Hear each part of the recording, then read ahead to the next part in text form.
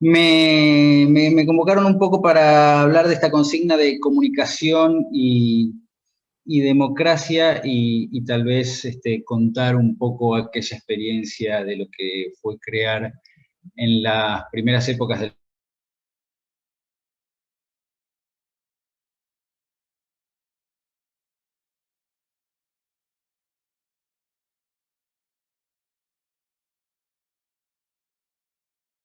Sí, sí.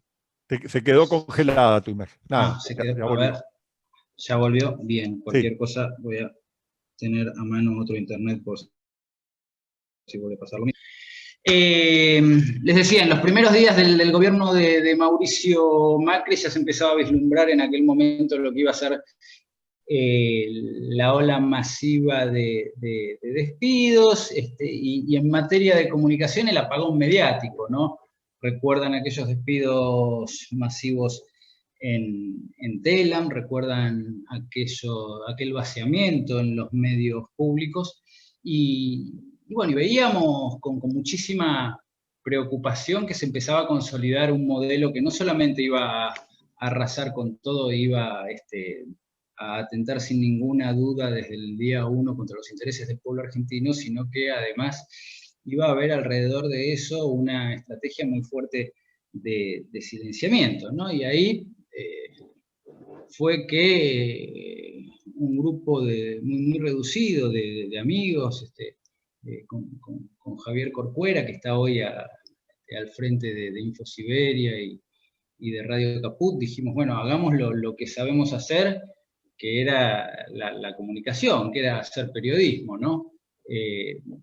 Pero digo esto porque la idea inicial de llevar adelante estos proyectos que fueron muy artesanales, y que se hicieron con lo poco las pocas herramientas que uno tenía, ¿no? Algunos me preguntaban en aquel momento, ¿por qué InfoSiberia es un noticiero por WhatsApp? ¿Por qué elegiste el WhatsApp? En realidad no es que en aquel momento elegimos el WhatsApp para llevar adelante un noticiero, sino que WhatsApp era lo que teníamos, es decir, no es que en algún momento optamos entre utilizar satélites o utilizar un teléfono celular, sino que teníamos un teléfono celular y no teníamos satélites, ¿no? Pero lo que quiero decir con todo esto es que aquella idea surge desde la militancia, ¿no? Y surge desde una necesidad muy clara de la militancia, que era que teníamos bien claro qué era lo que queríamos comunicar y para qué. ¿Y para qué, no? Sabíamos que un tiempo atrás habíamos vivido un gobierno neoliberal en los años 90 que se había quedado 10 años. Eh, Más atrás en el tiempo habíamos, bueno, yo no la viví porque nací en el 81, pero veníamos de una dictadura genocida que iban a tratar de lograr que el gobierno de Mauricio Macri no durara más de 4 años, no se quedaran 8 años, 12 años, 16 años, ¿no? Que hoy felizmente podemos decir, bueno, se quedaron 4 años, pero en aquellos días no había motivos sólidos, sin pecar de optimista, para decir se van a quedar solamente 4 años y después se van a tener que ir. Digo esto porque vale la pena, me parece, en ese sentido, mirarnos a los ojos entre la militancia, entre los militantes y las militantes y decir, bueno, algo bien hemos hecho durante ese periodo para que se tuvieran que ir quienes saqueando el país, quienes teniendo todos los recursos económicos y quienes teniendo al establishment de su lado, sin duda se querían quedar más tiempo y se tuvieron que ir, ¿no? Y ahí fue que empezamos primero con mucha soledad a llevar adelante este noticiero por WhatsApp que se llamó InfoSiberia y después una radio que empezó a funcionar primero en lo que era mi casa, después paralelamente mientras la abríamos me mudé a otro lugar para que esa radio pudiera pudiera funcionar en lo que antes había sido, recién la mencionabas a Chicha Mariani, en el lugar en el que antes de ser mi casa había sido el estudio jurídico desde el cual primero mi padre y después mi hermano llevaban adelante las causas de Chicha Mariani contra represores como Chocolats. Y esa soledad en algún momento empezó a desvanecerse, ¿no? Esa soledad con la cual se empezó a llevar adelante Infosiberia y Radio Caput. Así fue como empezamos a conocer a grandes referentes de la comunicación, como es el caso justamente de Cintia Ottaviano. Me acuerdo que un día lo llamé también con mucha timidez, ¿no? Lo llamé a Roberto Caballero, alguien me pasó el teléfono de él, le mandé un mensaje de WhatsApp para ver si, lo cual a mí me pareció un delirio, ¿no? Para ver si no tenía ganas de hacer algo en Radio Caput, y bueno, me dijo, paso a ver, que me contás un poco. Esta semana se me complicó un poquito. Y hay un micrófono abierto. En la tarde o sábado, mañana. No sé si se puede silenciar, creo que es el de Marcelo Ponce, ¿no?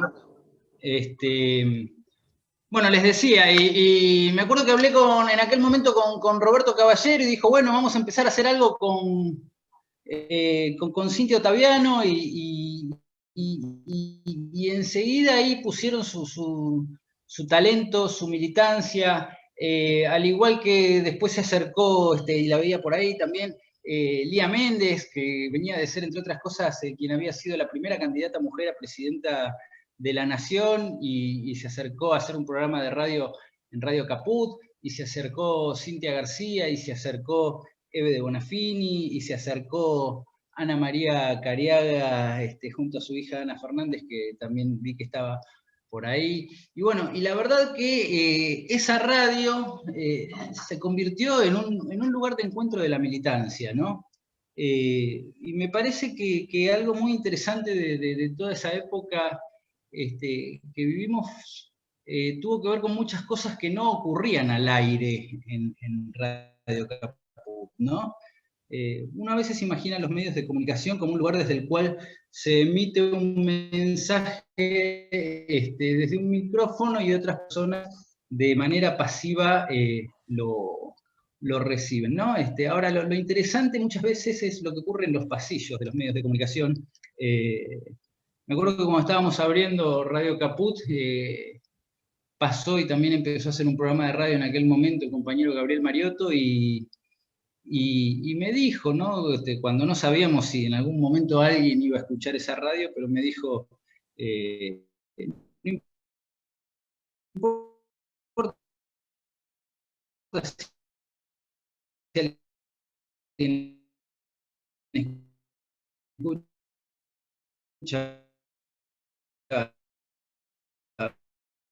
o no escucha, me dijo en aquel momento, cuántas personas estaban escuchando del otro lado, ¿no?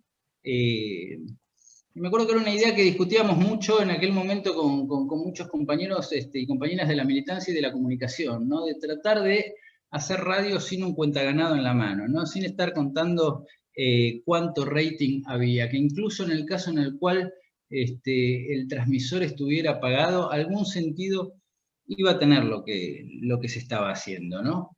Y estoy convencido de que fue así. Estoy convencido de que fue así porque a partir de ahí la comunicación se empezó a organizar, como les decía, en algún momento también junto con Cintia Ottaviano, con Roberto Caballero y con Daniel Rosso, con otros compañeros, alguien tuvo la idea de organizar a los medios de comunicación popular, y así nació una organización que se llama Voces Libres del Pueblo. Me acuerdo que en esos días tuvimos un encuentro con Máximo Kirchner, y yo le decía a Máximo, en esa oportunidad le dije, al momento de sentarme a escribir a las 5 de la mañana, a las 4 de la mañana, las noticias de Infosiberia, yo me siento muy solo, Máximo, y él me contesta, bueno, si vos te sentís muy solo, imagínate cómo se siente quien está bancando los trapos en Río Turbio, me dice. Hola. Y un día nos dimos cuenta que éramos un montón, ¿no? Un día nos dimos cuenta que éramos un montón y un día nos dimos cuenta que no sabíamos cómo efectivamente la comunicación funcionaba, ¿no? Y así es como planteábamos, se planteaban las ideas y decíamos hay que estar en la plaza y la militancia y el pueblo estaba en la plaza. Y así fue como, creo yo, entre todos y todas logramos, insisto, ganar las elecciones, ¿no? Pero había algo que teníamos nosotros que no tenía el monopolio de prensa, que no tenía el Grupo Clarín, y es que el pueblo y la razón estaban de nuestro lado, ¿no? Y eso me parece que es algo que siempre que se mantenga no hay imperio que nos pueda ganar, ¿no? Porque vamos a ser sinceros, los monopolios de prensa que buscan esta verdad monolítica existieron siempre.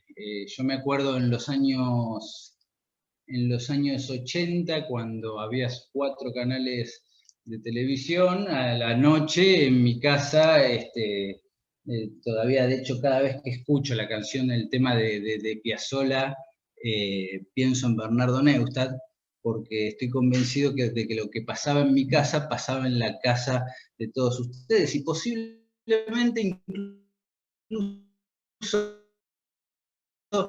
en la casa de ustedes no lo querían, todo el país estaba escuchando o viendo a Bernardo Neustadt. Eso muestra que ya en aquella época estos monopolios que tenían la capacidad de hablarle a todo un país al mismo tiempo, ya existían y que posiblemente vayan a seguir existiendo durante mucho tiempo más, ¿no? Además, ahora uno siempre sigue encontrándose con nuevas malas noticias de que Google aúna esfuerzos con Clarín y con La Nación, y que entonces los poderosos siguen haciendo negocios para hacerse más poderosos al momento de monopolizar la comunicación, ¿no? Pero hay algo que tuvimos claro, y esto es un poco tal vez lo que quería decir, hay algo que tuvimos claro en aquellos años en los que estábamos tratando de enfrentar a este monstruo estos últimos 4 años, que es que la generación y la discusión de ideas no podíamos delegarla, nadie la iba a hacer por nosotros, ¿no? Tenía que ser la militancia la que buscara discutir ideas, generar ideas, disputar agenda y generar comunicación, ¿no? Y digo esto porque si lo tuvimos tan claro antes, me pregunto si lo seguimos teniendo igual de claro ahora, ¿no? A veces tengo la sensación de que en algún momento tuvimos la ilusión de que a partir del 10 de diciembre del 2019 llegábamos a una situación en la cual nos podíamos tal vez relajar y iba a haber alguna oficina en algún edificio alrededor de la Plaza de Mayo en donde se iban a generar las ideas, se iba a generar la agenda, se iban a generar las herramientas para comunicarlas y se iba a hacer esas cosas que veníamos haciendo desde la militancia. Y creo que no, creo que la comunicación y la generación de agenda y de ideas es algo que la militancia no puede, no debe nunca delegar. Y ahí es donde entramos en una discusión que por lo menos a lo largo del 2020 creo que se dio muchísimo, ¿no? Que es que si había que señalar a viva voz aquellas decisiones o aquellas prácticas que podía llevar adelante el gobierno al que estábamos apoyando y que tal vez no nos parecían atinadas, si había que ser crítico del gobierno al cual estábamos todos apoyando, muchos decían, no hay que plantear tal o cual cosa, porque esto sería debilitar al gobierno y entonces fortalecer al enemigo. Entonces, y me parece que cuando se entra en esa especulación, se comete un error enorme, ¿no? Yo recuerdo que lo primero que hace Alberto Fernández cuando va a llegar a la Casa de Gobierno es ocuparse de que se eliminaran esas vallas que el gobierno anterior había puesto en la Plaza de Mayo. Y así fue como el 10 de diciembre pudimos todos y todas ir a acompañar a Alberto Fernández y a Cristina Fernández de Kirchner a la Plaza de Mayo. Pero me parece que cuando quitó esas vallas, no las quitó solamente para que pudiésemos ir ese 10 de diciembre a acompañarlo, sino que me parece que también nos estaba señalando algo, ¿no? Nos estaba señalando que esa plaza estaba para utilizarse, ¿no? Y más allá de la pandemia y el distanciamiento social, creo que, o por lo menos la lectura que yo hago es que no teníamos que abandonar las plazas, no teníamos que abandonar el estado de movilización y no teníamos que abandonar el espíritu crítico, ¿no? Y ahí es donde yo me pregunto si seguimos señalando con el mismo ímpetu, con la misma fuerza, con la misma claridad, que Milagros Sala es una presa política y que debería estar en libertad. Lo mismo en relación a Amado Boudou, lo mismo en relación a Luis Delía. Entonces digo, y me acuerdo de Néstor Kirchner diciendo no voy a dejar mis convicciones en la puerta de la Casa Rosada. Pregunto cuánto kirchnerismo hacemos si nos olvidamos de esas profundas convicciones, ¿no? Entonces me parece que no solamente corresponde que sigamos señalando esas cosas, sino que además como militantes tenemos la obligación de hacerlo, ¿no? Me parece que eso fue por lo menos un mandato que nos planteó el presidente de la Nación cuando quitó esas vallas, y que además fue fortalecida esa idea por la vicepresidenta de la Nación, ¿no? Ese mismo 10 de diciembre, Cristina Kirchner en la plaza, estaban en esa plaza, le dice al presidente que gobernara no mirando a la tapa de los diarios, sino que gobernara mirando a los ojos del pueblo, ¿no? Que lo que no podía hacer de ninguna manera era darle la espalda al pueblo argentino. Entonces me parece que es ahí donde el pueblo tiene la obligación de ser crítico cuando tiene que serlo. Y ahí, una vez más, aparece el ejemplo de las madres de Plaza de Mayo, ¿no? Digo, esto que muchas veces decimos que cuando uno no tiene claro dónde pararse, vale la pena fijarse dónde se paran las madres. Bueno, acá se dio una vez más, ¿no? Yo no sé si, seguramente sí, recuerdan aquel episodio en el cual el presidente dijo que había que dar vuelta la página. Inmediatamente las madres de Plaza de Mayo y los organismos salieron a decirle, señor presidente, se está equivocando con esto que está usted diciendo.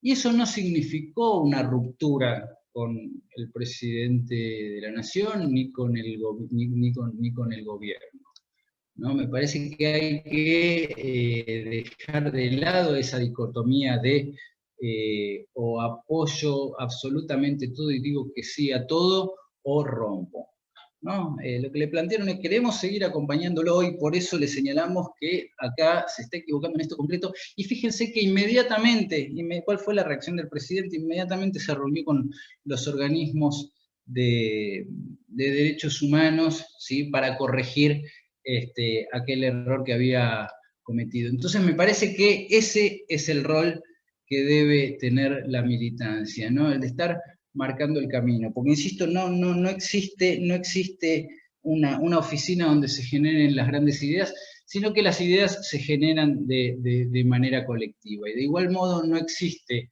una oficina, o no vamos a tener, por lo menos en el corto o el mediano plazo, medios de comunicación que tengan la potencia del diario Clarín, o que tenían Neustadt y Grondona alguna vez, pero sí tenemos la multiplicidad de espacios de militancia como este, ¿no? Entonces, ¿qué quiero decir con esto? Creo que cada uno de nosotros y cada uno de ustedes es en definitiva un medio de comunicación, ¿no? Y me refiero a una comunicación de ida y vuelta, a una comunicación en la cual se dialoga y se van construyendo de manera colectiva las ideas, ¿no? Me parece que esa es la manera de construir y de generar una comunicación popular.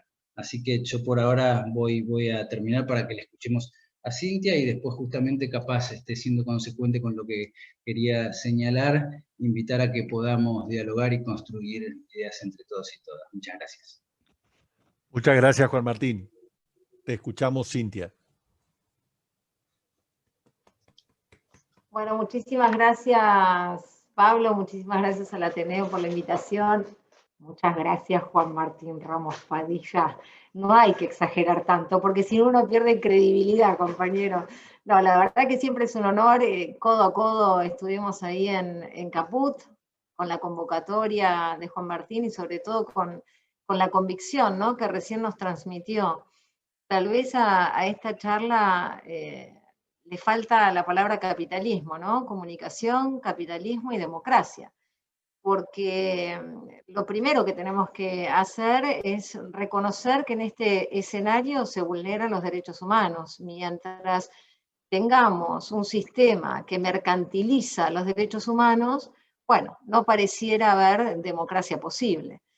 Mientras tengamos un escenario de profundas desigualdades en las que los sujetos son considerados objetos, y ese es el capitalismo en el que estamos viviendo, tampoco tendremos grandes democracias. De manera que ahí está la piedra basal de lo que consideramos una comunicación democrática, porque comunicaciones pueden haber muchas y muy diversas.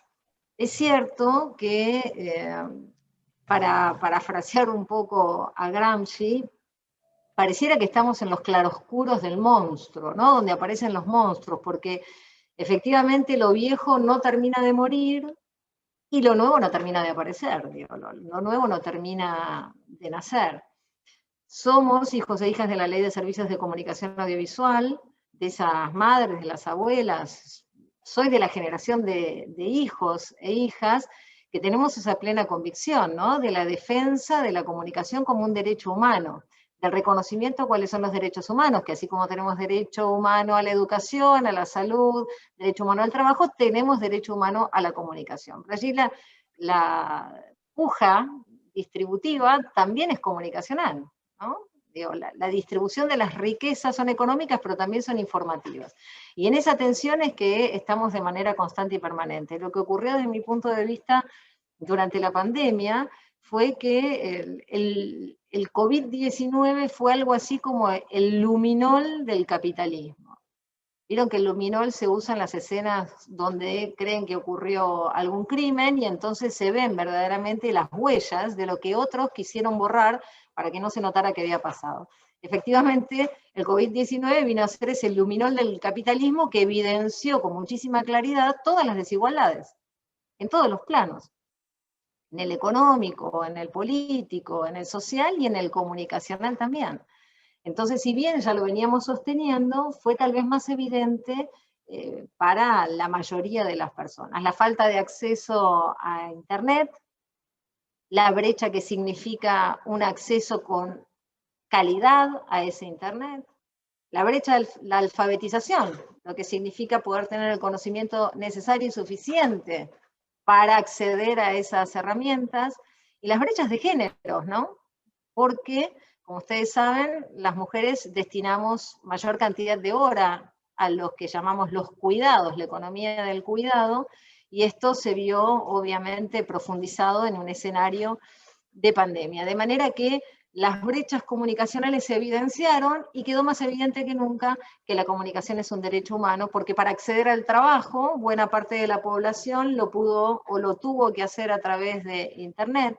Para acceder a la salud también, muchas consultas médicas o los gobiernos, no solo de la Argentina, sino del mundo, proponiendo APPs o sistemas de comunicación a través de Internet.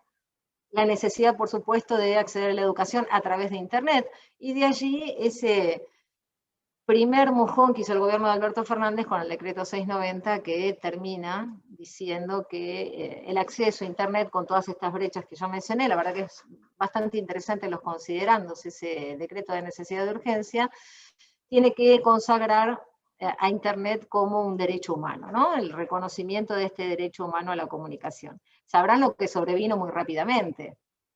Aquel imaginario de diálogo posible entre desiguales, porque creo que aquí tenemos que hacer un pie esencial. No hay diálogo si hay desigualdad. Si una persona grita y la otra no puede ni enunciar, no estamos ante una posibilidad de diálogo.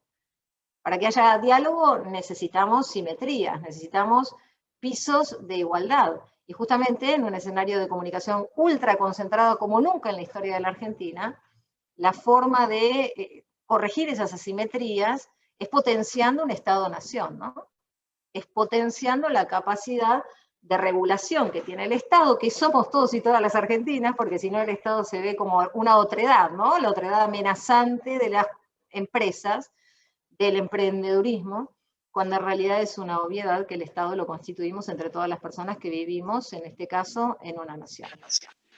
Lo que sobrevino entonces es lo que ya sabíamos que iba a ocurrir, porque tuvimos la experiencia de la Ley de Servicios de Comunicación Audiovisual. Las empresas se iban a juntar, desde la comunicación ultraconcentrada al grupo Clarín Telecom, iba a propiciar este espacio a través de la Cámara que los reúne, iba a judicializar en toda la Argentina, en la mayor cantidad de juzgados posibles, a la pesca, en definitiva, de una resolución favorable. O entonces al Estado en una situación de opresión, cuando en realidad está defendiendo los derechos humanos. Este es el escenario de alta complejidad que tenemos aquí en la Argentina, y que podemos ver el supraestado reconociendo lo que contaba Juan Martín. Cuando Google se pone de acuerdo con la comunicación ultraconcentrada en la Argentina, no está más que diciéndonos, esto es el capitalismo coma estúpido, ¿se acuerdan? Es la política estúpida, es el capitalismo estúpido. Lo que hacemos es ultraconcentrarnos, lo que hacemos es generar alianzas. Primero tuvieron diferencias a nivel mundial, la gran mayoría de los diarios, entre comillas, de ese prestigio histórico, iniciaron demandas contra Google, no solo en el Poder Judicial de algunos países como Europa, Estados Unidos, en Canadá, sino también hasta se debatió esto en el Parlamento en Estados Unidos, ¿no? En el Capitolio, en el Congreso de los Estados Unidos. ¿Qué es lo que se debatió? Cómo Google estaba usando las distintas notas periodísticas de estos, entre comillas, grandes diarios, sin pagar nada a cambio. Cómo Google se transformaba en una gran redacción periodística sin tener un solo periodista, ¿no? Que esto es lo mismo que cómo Trivago se transforma en el gran operador hotelero no teniendo una sola habitación de hotel. Bueno, este es el ultranegocio que se montó a nivel mundial en nombre de la libertad de expresión, en nombre de la democratización de la comunicación. Y también con la contribución, esto hay que decirlo, de académicos y académicas que tal vez hayan conocido las mieles de esas corporaciones y que entonces sostenían que se iba a regular el mercado en sí mismo con la posibilidad del acceso a Internet. Cuando en realidad lo que se estaba haciendo era transformando a los sujetos en objetos, mercantilizándonos, a través del acceso en apariencia gratuito a motores de búsqueda, a cualquier cosa que tuviéramos que usar con Internet de por medio, nos convertíamos en el objeto al que le iban dando distintas publicidades, usando mecanismos de adicción, usando, como ustedes saben, algoritmos, usando robots, es decir, con toda una artillería muy pesada que todavía está descubriéndose. Habrán visto El dilema de las redes, ese documental, donde quienes lo crearon empiezan a decir, bueno, yo no pensé que era para esto, yo pensé que tenía otra intención. Les recomiendo El enemigo conoce el sistema. Urgente, ya. ¿No me escuchan más? Y simplemente se buscan en internet este libro, El enemigo conoce el sistema. La bajada es manipulación de ideas, personas e influencias después de la economía de atención. Lo explica Marta Peirano mucho mejor que yo. También igual les puedo recomendar mi libro, Derecho Humano a la Comunicación, porque yo cuento otras cosas, algunos mecanismos para resolver este megaconflicto mundial que tiene que ver con el empoderamiento de la ciudadanía comunicacional y la construcción de esa ciudadanía comunicacional. Eso en España no se habla, eso se habla acá, desde Argentina, el sur del sur, faro al mundo. Así como fuimos vanguardia con la Ley de Servicios de Comunicación Audiovisual, lo fuimos con la Defensoría del Público y lo queremos ser con propuestas que defiendan el derecho humano a la comunicación, en la misma línea que habló Juan Martín. Pero claro, también hay que leer ¿no? Bienvenidos a Lawfare, se los recomiendo, en el sentido de empezar a entrelazar y a reconocer, porque entonces cuando estamos hablando de estos dispositivos que lo que buscan es desestabilizar las democracias a través de un sector del gobierno o de la política en asociación con un sector del Poder Judicial, lo hace en asociación con un sector del Poder Mediático, que es el que se está reuniendo entonces, el de la comunicación concentrada, con Google para venir a decirnos cuál es la verdad. Bienvenidos al nacimiento del monopolio de la verdad. Tanto miedo que se ha tenido que fuera por parte de los estados, resulta claramente que es por parte de los privados en asociación ahora globalizada. Se juntan con lo mejor, dicen, de la Argentina, que cuando tuvo que denunciar un genocidio lo silenció. Eso es lo mejor que tenemos en la Argentina, ¿no? Cuando fueron garantes, cuando tenían que custodiar la libertad de expresión en el marco de un genocidio, lo silenciaron. Entonces, el problema que tenemos es verdaderamente importante, porque ya las consecuencias que había en la Argentina, se le suma el neoliberalismo, ¿no? De la mano de Mauricio Macri, esos altos grados de disciplinamiento, con precarización laboral, con persecución ideológica, con, por supuesto, otorgarle al Grupo Clarín el mayor poder en la historia, que es dándole Telecom, con todo ese andamiaje para vaciar los medios públicos. Nos dejaron medios públicos sin público. Nos dejaron un sistema público sin públicos. Y, por supuesto, sin recursos, ¿no? Esto ha sido así. Entonces, todo ese escenario sigue vigente, porque no podemos pensar que porque concluyó el gobierno de Mauricio Macri, o porque logramos recuperar el Estado de Derecho, o intentamos recuperar el Estado de Derecho en la Argentina, diciéndolo no al neoliberalismo, fuera del poder gubernamental, el macrismo, se terminó el capitalismo. O se terminó el disciplinamiento y este sistema perverso constituido en la Argentina en las distintas áreas. Bueno, mi especialización es la comunicación. Entonces, la pregunta es, ¿qué huellas todavía tenemos de ese neoliberalismo profundamente depredador, en las que, como ustedes saben, hubo, ¿no? un trasvasamiento del poder que veníamos construyendo en la ciudadanía comunicacional hacia las élites dominantes? Esto fue lo que pasó en materia comunicacional. Entonces, ¿cuáles son todavía las huellas de esos disciplinamientos, de esas precarizaciones? ¿Cómo quedó el ecosistema comunicacional en la Argentina? Bueno, quedó con altísimas dificultades. Y esas dificultades también hay que preguntarse de qué barros estamos hechos, ¿no? ¿De qué forma esas prácticas y esas lógicas de disciplinamiento históricas que tuvimos a sangre y fuego en la Argentina siguen vigentes? Esa es parte de la reflexión que nos permiten Eugenio Raúl Zaffaroni, Cristina Camaño y Valeria Beck-Weiss, que hicieron este libro sobre el lawfare. A mí me parece importante seguir preguntándonos de qué barros estamos hechos. Yo sé de qué luminarias también, ¿no? Y entonces también sé que tenemos que seguir organizándonos, que tenemos que seguir apostando a... Ya no me incomoda llamarle microresistencias, pero efectivamente son las que ponemos en juego cuando damos la batalla cultural, incluso en la fila de un supermercado.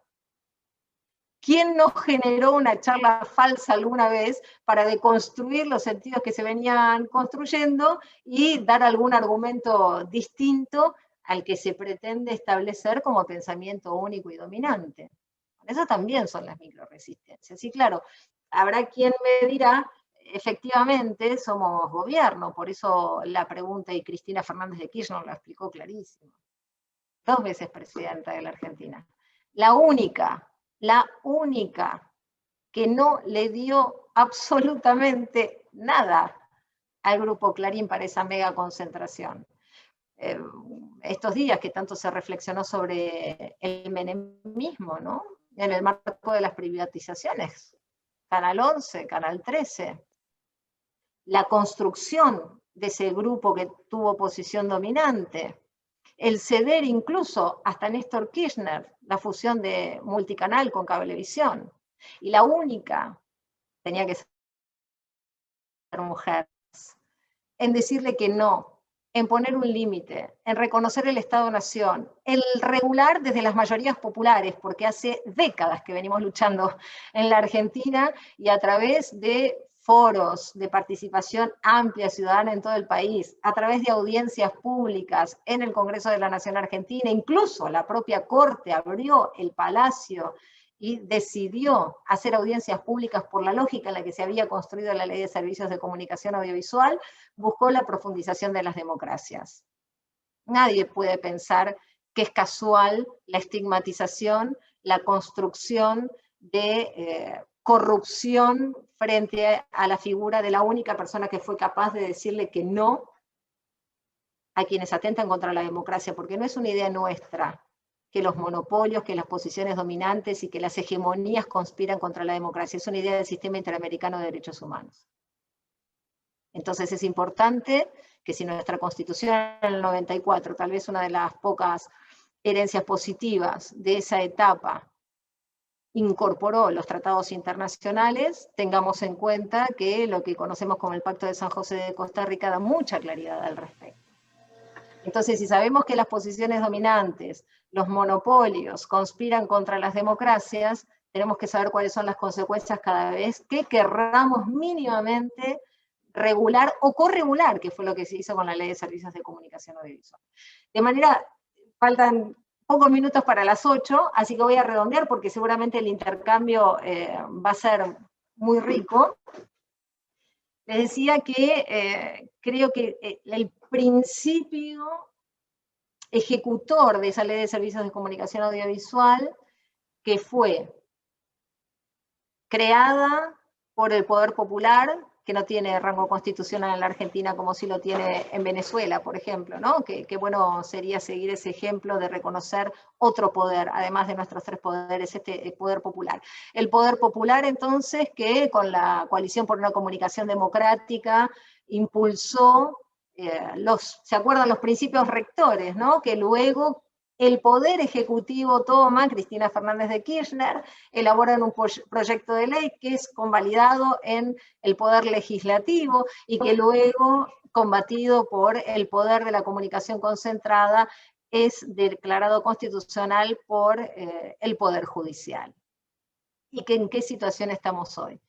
Se juntó el Poder Popular con el Poder Ejecutivo, con el Poder Legislativo, con el Poder Judicial, para conformar una ley de servicios de comunicación audiovisual, y el único poder que se opuso, el de la comunicación concentrada, logró su triunfo. Entonces acá evidentemente tenemos que acompañar una reflexión cuanto menos de en qué escenario de capitalismo patriarcal eurocéntrico estamos, en el mundo y en la Argentina en particular, porque el triunfo electoral no nos garantiza la transformación inmediata, y por supuesto que necesitamos seguir acumulando, necesitamos volver a enamorar y que puedan abrir los oídos para escuchar esta perspectiva que acompañamos, porque tenemos vocación de mayorías. Juan Martín, vamos a debatir en otro momento lo del cuenta ganado, porque eso es mercantilización. Pero la verdad es que la vocación de mayorías tiene que estar siempre. A mí me preocupa y mucho cuántas personas nos escuchan, desde dónde nos escuchan, qué tenemos para escuchar de esas personas y cómo nos nutrimos. No me da igual que no haya nadie del otro lado. Al contrario, me desvela la necesidad de saber que buscamos profundizar las democracias a través de la circulación virtuosa de la interculturalidad y de las voces múltiples de la Argentina. ¿A través de qué? De los medios de comunicación que podemos constituir, ¿no? Entonces son varias cosas para poder reflexionar, pero que cuanto menos nos tienen que poner en la senda de qué hacer. La pregunta fundamental, esencial, yo no tengo dudas de que el camino tiene que ser el de una corregulación muy potente, que empodere a la ciudadanía comunicacional, Es cierto que pienso, es verdad, y lo voy a reconocer, en un paquete legislativo. Hace rato que venimos trabajando en eso, sin embargo, es algo que no viene ocurriendo. Necesitamos una ley de sostenibilidad de los medios de comunicación en general, que amplíe la ley de servicios de comunicación audiovisual en cuanto a su conceptualización, porque ahí está la radio y la televisión nada más. Entonces necesitamos una ley de sostenibilidad de los medios de comunicación comunitarios, alternativos, populares, pero de todos los ámbitos, ¿no? Incluso los digitales. Necesitamos una ley de publicidad oficial ya.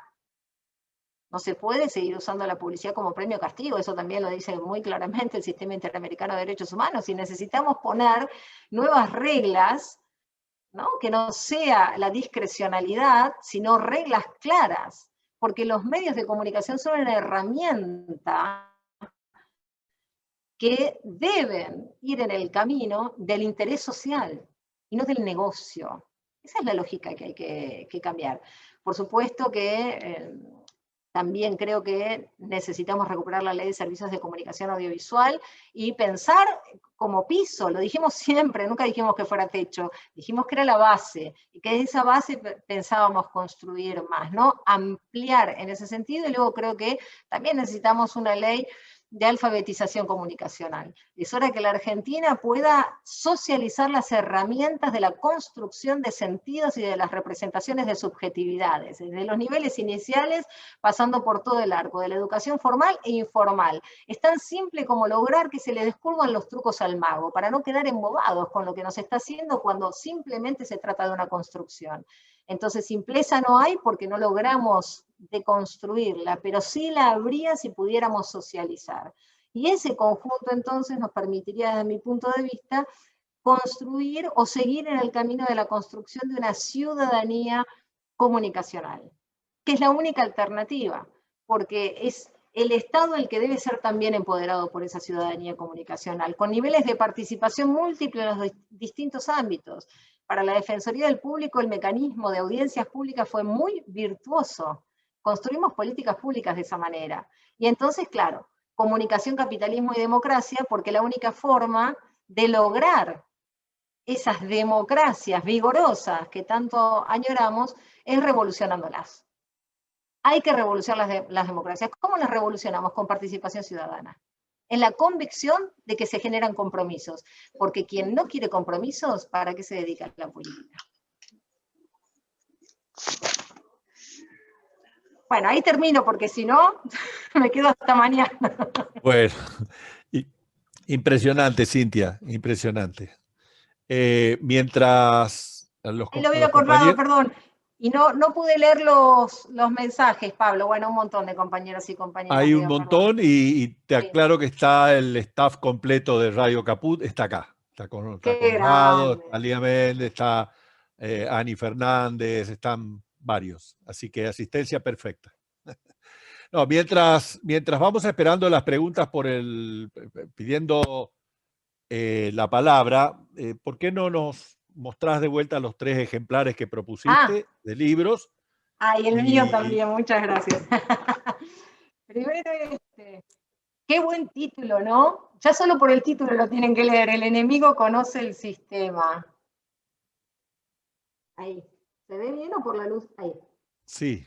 Mira, me lo imprimí yo, por eso te digo, viste que se puede bajar porque acá no lo conseguí. El de Zaffaroni, Camaño, y después Beckways, a quien estoy descubriendo en la lectura. Que de paso les digo, este sábado de la 9:90, entre las 8 y las 11 de la mañana, va a estar Zaffaroni presentando este libro en la radio. Yo ahora pasé a estar los sábados, por el resto de los compromisos era imposible estar de lunes a viernes, así que estoy los sábados de 8 a 11 en la 9:90 en la Escudería, y vamos a estar presentando este libro. Bueno, y este es el mío, que es fruto de mi tesis doctoral de la Universidad Nacional de La Plata. Mario Volpe, que lo vi por ahí, aguante la Universidad Nacional de La Plata también. Ahí estás, Mario.